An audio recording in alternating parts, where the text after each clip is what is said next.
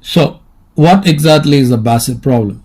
Now the Basel problem is a problem in analysis that was actually posed by Pietro Mengoli in sometime in the year 1650. Now this problem was solved by Euler. Now the problem is, what is the sum of sigma 1 to infinity of 1 over n squared? After this problem was posed in 1650, Euler was the person to have solved this problem in 1735. So approximately, you know that around 85 years this question was not solved at all. So in short, the question posed by Pietro is that, what is the sum of this series sigma 1 to infinity of 1 over n squared? Now you have to know that Euler proved it to be equal to pi squared over 6, and the age of Euler when he made this proof, or when he gave this proof, was 28 years of age, and from that time onwards there was no turning back. In fact, many of the analysis produced by Riemann was based on this Euler's theorem, or I would say based on Euler's proof. So this is a very important problem that you have to know, or you have to understand, and in this class we will learn how to understand the proof that sigma 1 to infinity of 1 over n squared is equal to pi squared over 6. Now to prove this quantity, we all know that this can be shown to be as convergent. This series can be shown to be as convergent. It is easy to show, but it is not all that easy to show that the series converges to this sum pi squared over 6. So that is the uniqueness of this proof. Now, so we will attempt to show that this series converges to pi squared over 6. So for that we would need certain tools. So foremost, let us consider sigma 1 to infinity of 1 over n squared. Now this particular series consists of the sum of all terms from 1 to infinity. So the terms are going to be of this fashion: 1 over 1 squared, positive 1 over 2 squared, positive 1 over 3 squared, positive 1 over 4 squared, etc. So this is an infinite series. If you notice here, you got odd terms and even terms occurring. So I'm going to rewrite this sigma 1 to infinity 1 over n squared as sigma. First I would take the even terms, so that's going to be 1 to infinity of 1 over 2n squared. So this series will include all the even terms, followed by positive sigma 1 to infinity 1 over 2n negative 1 whole squared. So this series will involve all the odd terms which you see here. Now I can rewrite 1 over 2n squared as sigma 1 to infinity 1 over 4n squared positive sigma, followed by the second term 1 to infinity 1 over 2n negative 1 whole squared. On the left I've got sigma 1 to infinity 1 over n squared. Now if I were to move this term, and that would give me sigma 1 to infinity 1 over n squared negative sigma 1 to infinity 1 over 4n squared is equal to sigma 1 to infinity 1 over 2n negative 1 squared. Now I can take 1 over 4 out. In fact, I can rewrite this as 1 to infinity 1 over n squared.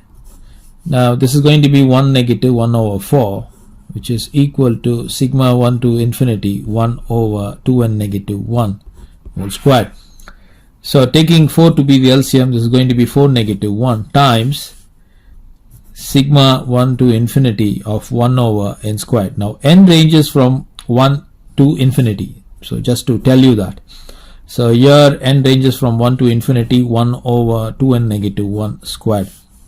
Now this can be simplified and rewritten as 3 over 4 times sigma n is equal to 1 to infinity 1 over n squared is equal to sigma n is equal to 1 to infinity 1 over 2n negative 1 squared.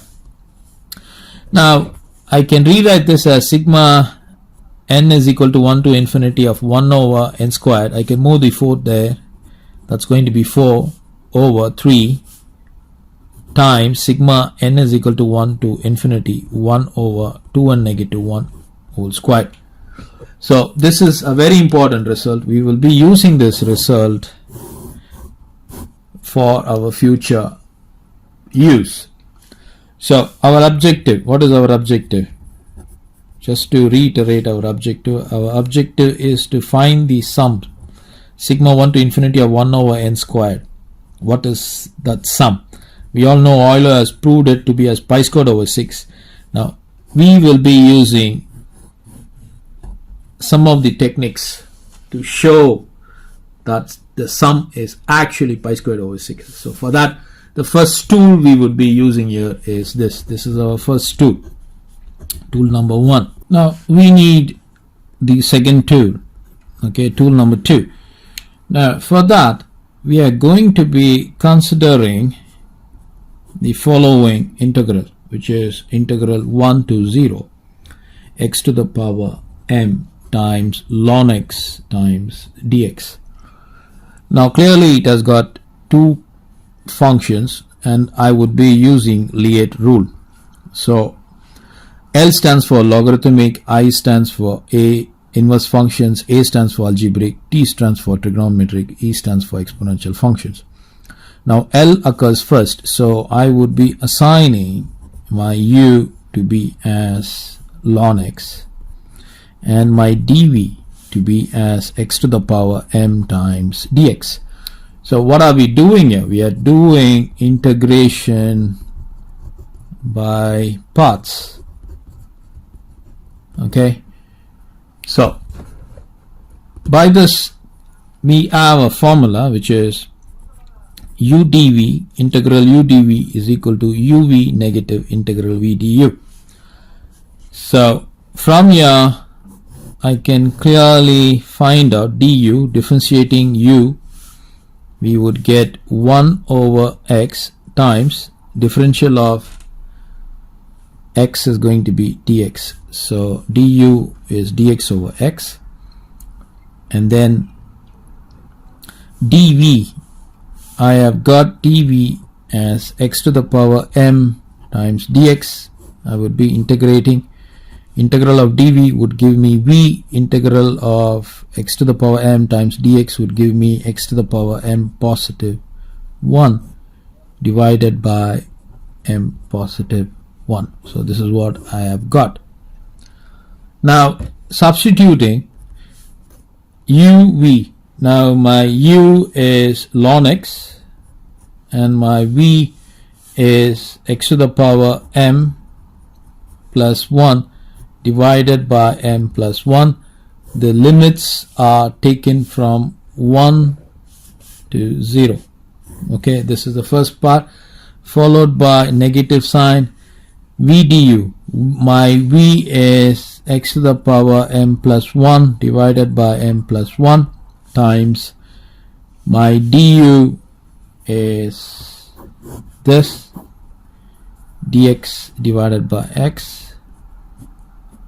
Okay, and the limits are from 1 to 0. Now when I apply the limits, this is going to be 0 times raised to the power of m plus 1 divided by m plus 1 times ln 0 negative 1 raised to the power m plus 1 divided by m plus 1 times ln 1. This is for the first part, followed by a negative sign. M positive 1 can be taken out and I can move this x to the numerator, so the 1 that you see there can be cancelled out with this x. So I need to just integrate x to the power m times dx, and the limits are 1 to 0. Now this is going to become 0. Okay, so we only have to integrate negative 1 over m positive 1. Now this is going to be x to the power m positive 1 divided by m positive 1. The limits are 1 to 0. Okay, so if I were to apply the upper limit is 0. This m positive 1 can be taken out, so it's going to be square there. So if you apply the upper limit, it's going to be 0 raised to the power m positive 1 negative. Lower limit is going to be 1 raised to the power m positive 1. Right, so this is going to be 0, and so I have got negative times negative being positive 1 raised to the power m positive 1 is going to be 1 divided by m positive 1 raised to the power 2. So what have I got? I've got an important result. So what is that? Therefore integral 1 to 0 x to the power m times ln x dx is equal to 1 over m positive 1 raised to the power 2. So this is a very important result that we would be using. Now to prove this, what we are going to do, we would need these two results. Sigma 1 to infinity 1 over n squared is equal to 4 over 3 sigma 1 to infinity 1 over 2n negative 1 whole squared, and integral 1 to 0 x to the power m ln x times dx is equal to 1 over m positive 1 squared. So these two results we would be using. Now let us consider sigma 1 to infinity 1 over n squared. Now we already know that this can be rewritten as 4 over 3 sigma 1 to infinity 1 over 2n negative 1 whole squared. Now what I'm going to do, I'm going to be using this result. So to use this result, I need to change the index. So what I want to do is, instead of starting n from 1 to infinity, I would want n to start from n is equal to 0 to infinity. Now for that to happen, I would have to replace n by n plus 1. Okay, so when I do that, in place of n, I would be substituting n plus 1 negative 1 raised to the power 2.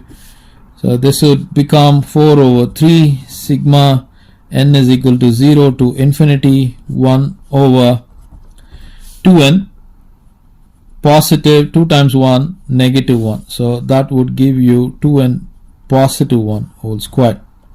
Okay, so clearly even when n is equal to 0, you would get the same term. In this case, when n is equal to 1, the first term is actually 1 squared. N is equal to 0, the first term is also 1 squared. So we have suitably rewritten.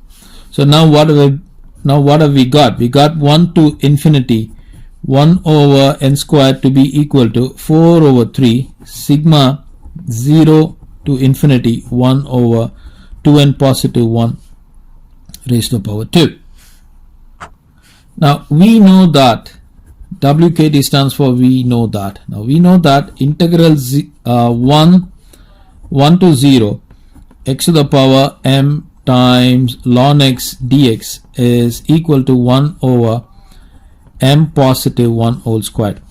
Now if I were to take m to be as 2n, okay, then this can be rewritten as integral 1 to 0 x to the power m is 2n now ln x dx is equal to 1 over 2n plus 1 raised to the power 2.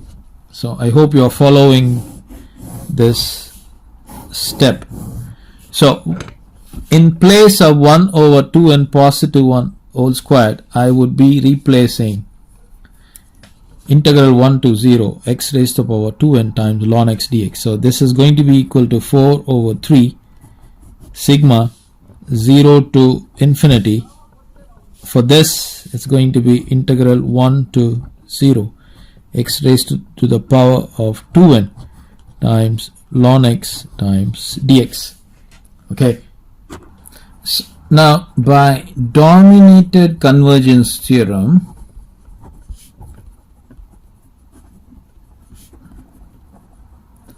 we can rewrite this to be as 4/3 integral of ln x, of course the limits are 1 to 0, times sigma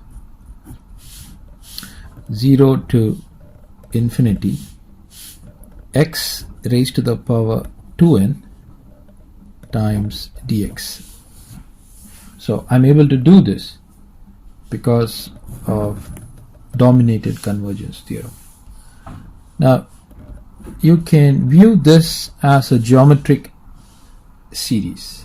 Okay, now since sigma 0 to infinity x is a geometric series, and we know its sum to be as, so this is going to be equal to 1/1 negative x squared. So therefore what we are going to do is we are going to be using, in the place of sigma 0 to infinity x raised to the power 2n, I would use 1/1 negative x squared. So this is going to be rewritten as 4/3 integral 1 to 0 ln x divided by 1 negative x squared times dx. Now I can rewrite this further as 4/3 integral 1 to 0 of 1/1 negative x squared of ln x times dx. Now I'm going to rewrite ln x as ln x negative ln 1. Now ln 1 is 0, so it's not going to make any changes at all to the existing system. So this is going to be equal to 4/3 times integral 1 to 0 1/1 negative x squared of ln x negative ln 1 times dx. Now I'm going to be again rewriting ln x as ln x squared with the half in the front, because if I were to rewrite it like this, this is nothing but, we know from logarithm, log of a raised to the power b is b times log a. So this is going to be 1/2 times ln x squared is going to be 2 times ln x. So the 2's can be cancelled, giving me ln x. So there is not going to be any changes at all by rewriting ln x as half times ln of x squared. Okay, followed by ln 1 times dx. Now I'm going to be using a very important result, which is, now ln x squared can be rewritten as limit y tending to infinity of ln of 1 positive x squared times y squared divided by 1 positive y squared. Now what does this result say? Now as y tends to infinity, the argument 1 positive x squared y squared divided by 1 positive y squared will tend to x squared. So this is a very important result that you have to know.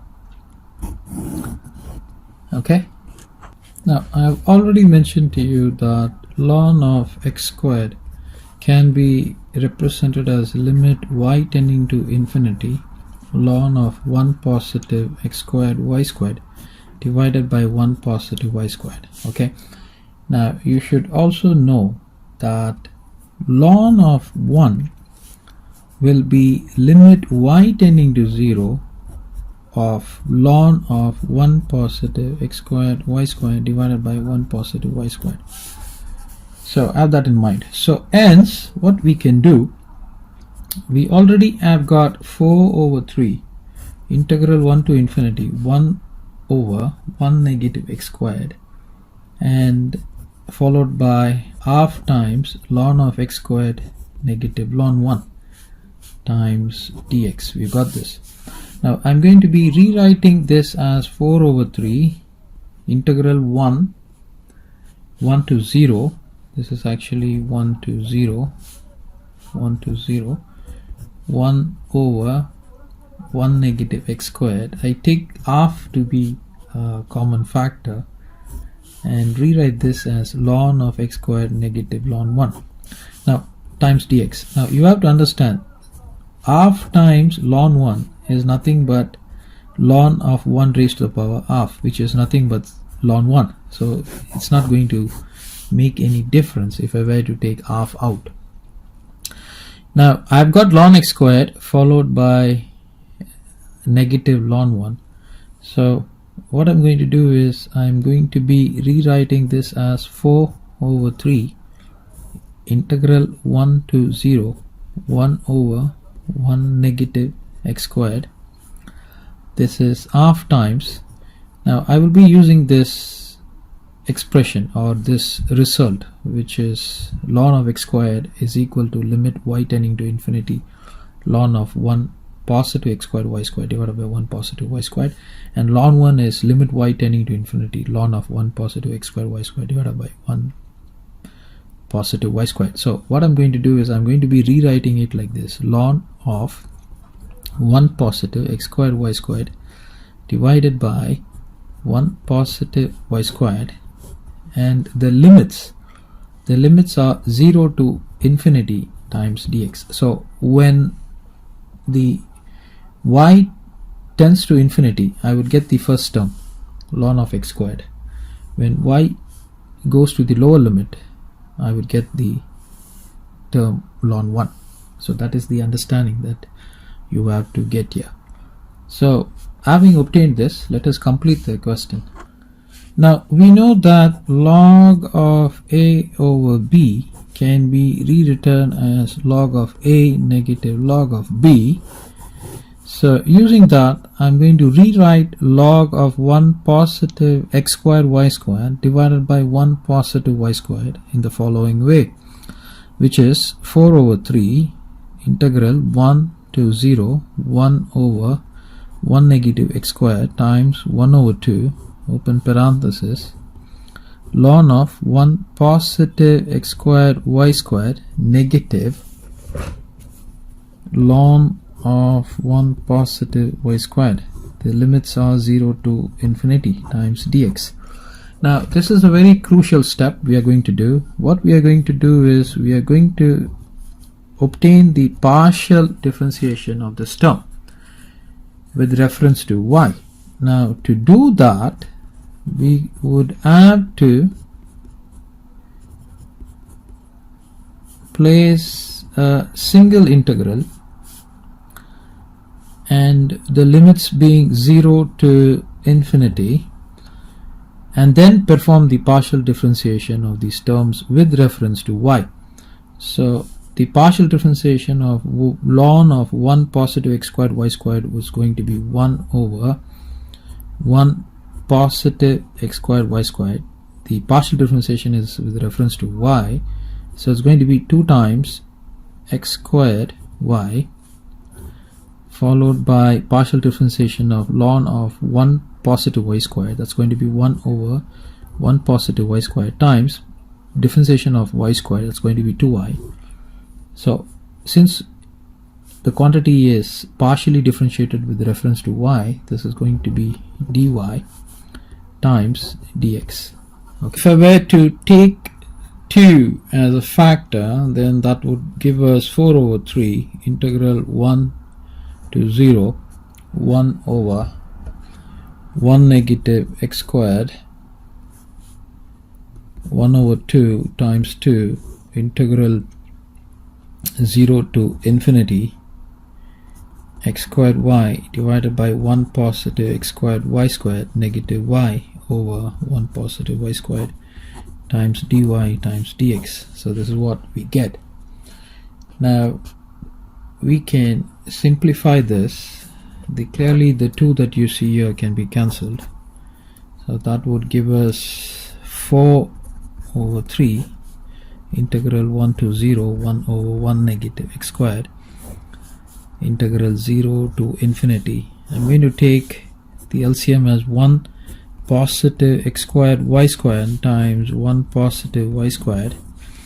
So this would give me x squared y times 1 positive y squared negative y times 1 positive x squared y squared, okay, times dy times dx.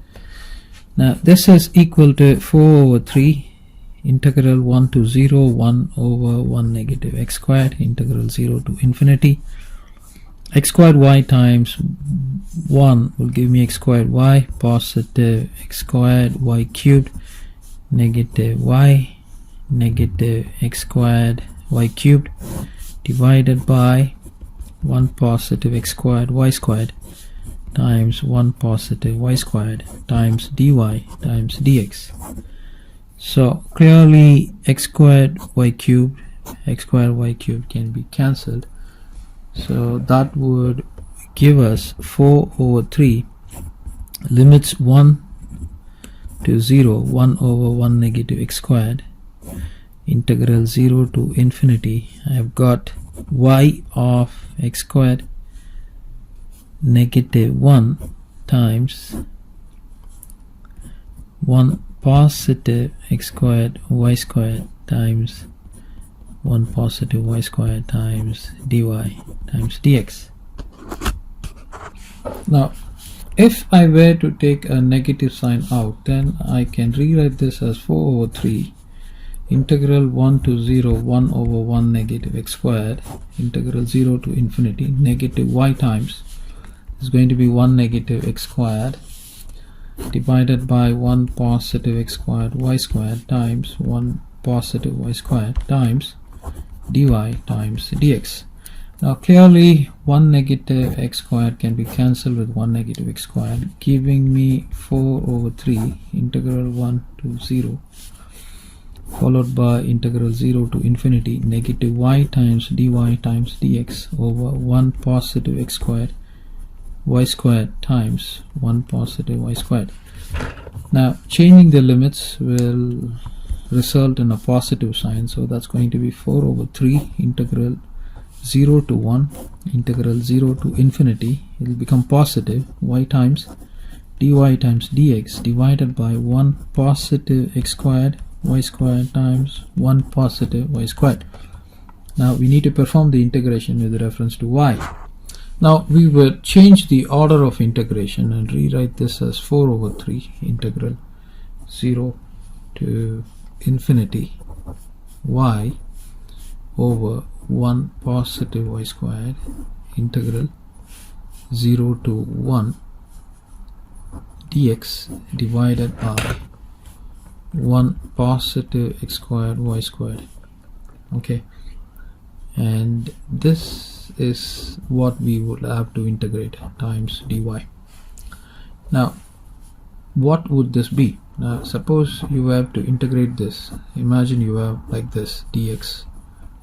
This is just for your understanding. Consider dx over 1 positive x squared y squared. Now if I were to take xy is equal to t, then this would become dx times y is equal to dt. Now this can be rewritten as, in the place of dx it's going to be dt over y. So if I were to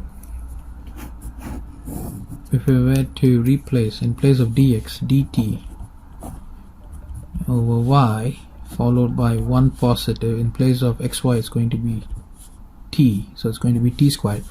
Now we know this is going to be tan inverse of t, right? Now which is nothing but tan inverse of t is nothing but xy. Of course arbitrary constant would be there, but we don't need to be using the arbitrary constant here because of the definite integrals. So in place of this is going to be rewritten as 4/3.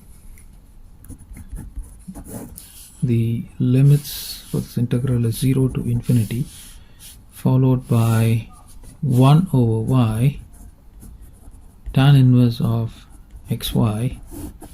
The limits are 0 to 1, followed by dy. So this is what we have got. Of course we need to place the inner integrand, which is y divided by 1 positive y squared. So just for clarity let me rewrite it. So 4/3 integral 0 to infinity y over 1 positive y squared times 1/y tan inverse of xy. Okay, so the limits are from 0 to 1. Of course you need to place dy there.